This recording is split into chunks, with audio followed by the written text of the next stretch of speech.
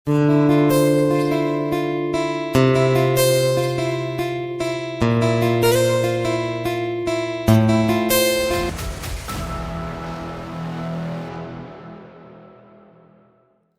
কিভাবে মায়ের সংসারে সকালের আশিবাসি কাজকর্ম কম সময়ে করে নিলাম। হরে কৃষ্ণ বন্ধুরা, শুভ সকাল। আমি নদিয়া জেলার পাপিয়া। আমার এই ব্লগ চ্যানেলে সকল বন্ধুদের জানাই অনেক অনেক স্বাগত, অনেক অনেক ভালোবাসা। তোমরা সবাই কেমন আছো? আশা করছি তোমরা যে যেখানে আছো সবাই খুব ভালো আছো আর সুস্থ আছো। আজকে হচ্ছে মঙ্গলবার, এখন সকাল 5:30 বাজে। এখন থেকে তোমাদেরকে সাথে নিয়ে ব্লগটা শুরু করছি। আশা করছি ব্লগটা ভালো লাগবে। আমার যে সকল বন্ধুরা আমার ভিডিওটা দেখো তারা সকলেই তো জানো আমি মায়ের বাড়ি এসেছি, তাই আজকে মায়ের বাড়ির ব্লগটাই তোমাদের সঙ্গে শেয়ার করছি। তবে বন্ধুরা, ভিডিওটা স্কিপ না করে সম্পূর্ণ ভিডিওটা দেখার অনুরোধ থাকলো। ঘুম থেকে উঠেই আগে রাস্তার দিকে গেছিলাম। কি বলো তো, কালকে রাতে এসেছি না, তাই হচ্ছে সবারই সঙ্গে তো দেখা করিনি, তাই সকালবেলায় সবারই সঙ্গে একটু দেখা করে আসলাম। তারপরে এসে এই যে মায়ের সংসারের কাজগুলো করতে শুরু করে দিয়েছি। প্রথমে গুলার দুয়ারটা নিকে নিয়েছি, তারপরে বাইরের দুয়ারটা নিকে নিয়েছি, দিয়ে এবার এই যে উনুনের ছাইগুলো তুলে ফেলে দিয়ে আসলাম। আর এই যে এখন উনুনটাও নিকিয়ে নিচ্ছি।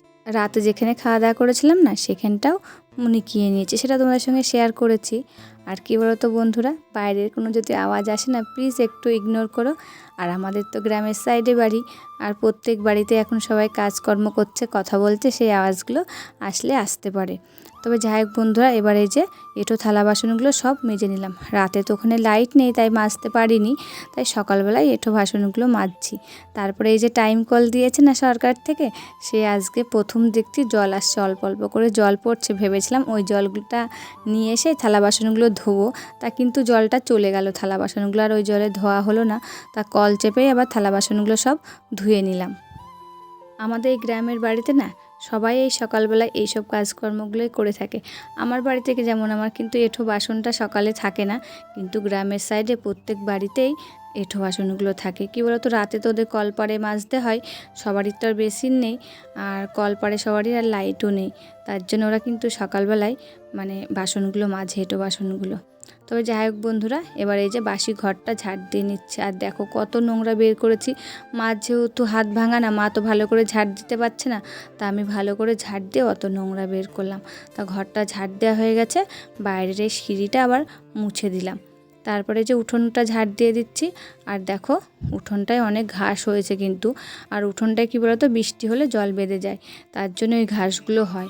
আর উঠোনটা ভালো ঝাড় দেওয়া যাচ্ছে না ওই ঘাসগুলোর জন্যে। আর যদি আরেকটু শক্ত ঝাঁটা হতো না, তাহলে ভালো করে ঝাড় দেওয়া যেত। এই ঝাঁটাটা তো নরম, তাই ঝাড় দেওয়া যাচ্ছিল না ভালো। তা ভাবলাম কতগুলো ঘাস তুলে দিই। মা বারণ করছিল যে তুলতে হবে না, তাই আমি বললাম কটা ঘাস তুলি, সব তো আর পারবো না তুলতে একদিনে, তাই অল্প কিছু ঘাস তুলেছি আজকে জানো। আর ক্যামেরাটা কিন্তু মাই ধরে দিচ্ছিল, তাই নড়ছিল, মা তো আর অত পারে না, আর বা হাত দিয়ে ধরছে, ডান হাতটা তো ভাঙা মায়ের। তারপরে যাই হোক বন্ধুরা, গা হাত পা ধুয়ে চলে এসে আমার গোপুসোনাকে নিয়ে এসেছি। গোপুসোনাকে দিয়ে তারপরে চাটা বসিয়ে দিয়েছিলাম, চাটা খেয়ে নিই। আর এই যে বাবা বাজারে গেছিলো ফুল বিক্রি করতে, তাই ছিঁড়া পরোটা নিয়ে এসেছিলো আর তরকারি, তাই ছিঁড়া পরোটার তরকারি এখন আমরা সবাই খেয়ে নিয়েছি। তারপরে দুপুরে একবারে রান্না করেছি। তারপরে এই দেখো আমার পাশের বাড়ি এক বৌদি, এর নাম বৃষ্টি, তা খেলা করছে, তা ভিডিও করি, তাই ওকে একটু শেয়ার করলাম। এই দেখো পাশের বাড়ির 3 বৌদি রান্না করছে বাইরে। সবাই কিন্তু এরকম এখানে বাইরেই রান্না করে সকালবেলায়।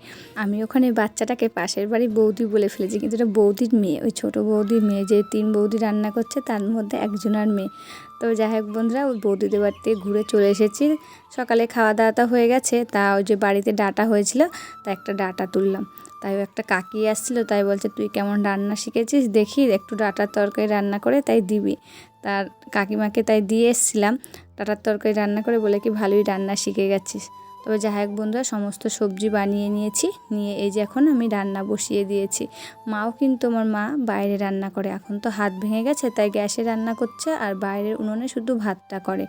তা আমি ভাবলাম যে আমি এসেছি যতক্ষণ, এত খড়ি রয়েছে তোমার, আমি বাইরেই রান্না করি। তাই দেখো বাবা বাজার থেকে আসার সময় রুই মাছ এনেছিল, জ্যান্ত মাছ। তা রুই মাছ আলু দিয়ে আর কচু দিয়ে ঝোল করেছি। তা মাছগুলো তো আগে ভেজে তুলে নিলাম, তারপরে আলু কচুটা ভেজে নিয়ে আদা জিরে লঙ্কা বাটা দিয়ে দিয়েছি, দিয়ে ভালো করে কষিয়ে জল দিয়ে দিয়েছি। তারপরে ফুটে উঠেছে, তারপরে মাছগুলো দিয়েছি। আর এইদিকে দেখো নামানোর সময় ভাজা মশলা দিয়ে মাছের ঝোলটা নামিয়ে নিয়েছি। তারপরে এই যে ডাঁটার তরকারিটা বসিয়ে দিয়েছি আলু পটল দিয়ে আর শস্য বাটা দিয়ে করব। আর এখানে দেখো কত রোদ্দুর চলে এসেছে যে ছাতা মাথা দিয়ে রান্নাটা করতে হয়েছে, বেশ খানিকটা কষ্ট হয়েছে আর মাথা যন্ত্রণা করছে। তারপরে যেন রান্নার পর আর কোনো ভিডিও করতে পারিনি, এত মাথা যন্ত্রণা রোদ্দুরে করেছে, মানে রোদ্দুর পড়েছে মাথায়, মানে প্রচুর পরিমাণে মাথা যন্ত্রণা হয়েছে। তাই দেখো ডাঁটার তরকারিটা হওয়ার মুখে তারপরে লাস্টে ভাত করেছি, যে দুপুরবেলা একটু গরম গরম ভাত খাওয়া যাবে তার জন্যে। আর দেখো আমার এদিকে ভাতটাও ফুটে গেছে। ভাতটা নামানোর পর আর কোনো ভিডিও করিনি, একেবারে আবার বিকেলে তোমাদের সঙ্গে দেখা করছি। দুষ্টু তো ওই বাড়িতে কোনো খেলার সাথী নেই, ওর বয়সে কেউ নেই বুঝলে, তার জন্য খেলতেও পারে না, তোমাদের সঙ্গে শেয়ারও করি না। তাই এখানে এসে অনেক খেলার সাথী আছে ওর বয়সে, তা ও খেলছে এখন, সেটা তোমাদের সঙ্গে একটু শেয়ার করলাম। তা দুষ্টু খেলতে থাকুক, আর আমার প্রিয় বন্ধুদের কমেন্টের নামগুলো নিয়ে নিই। Tukun lifestyle blog, RGTR diary, Rupam lovestar, Dipen tex blog, happy happy মন daily blog, Johamoni blog official, Madhushree Manna, Anish kitchen, Chandana blog.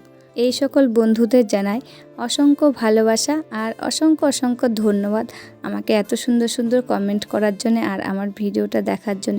তোমরা এইভাবে আমাকে কমেন্ট করে যাও, তোমাদের কমেন্টগুলো পড়লে না পরবর্তী ভিডিও বানাতে আমাকে মোটিভেট করে, আর এইভাবে আমার পাশে থেকেও আমাকে সাপোর্ট করে যেও।